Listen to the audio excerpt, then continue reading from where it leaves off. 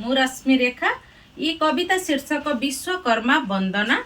ये कवि चित्रसेना महाराणा का सूर्यनी ए सुंदर मनछुआ गीति कविता टी आसी आपण मानू बहुत भल लगे।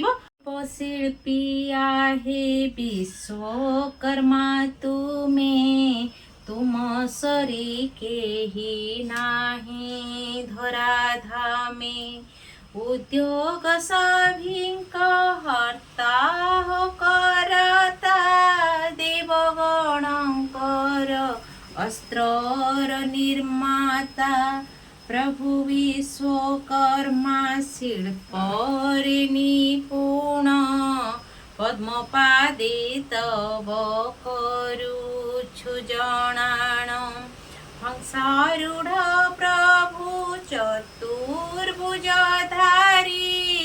गजारूढ़ प्रभु श्वेत श्मशुधारी निहण मुगुर मानंक सहित कमंडलु पोथी पाउछि शोभित काष्ठ पत्थर धातव आदिर प्रयोगे निर्माणे तुम्भे दुरंदरम केते अस्त्र शस्त्र देवंक निमन्ते सुदर्शन वज्र गढ़ियछ हस्ते करिछ निर्माण केते जे नगरी अयोध्या द्वारिका ओळकापुरी शिल्पींक उपरे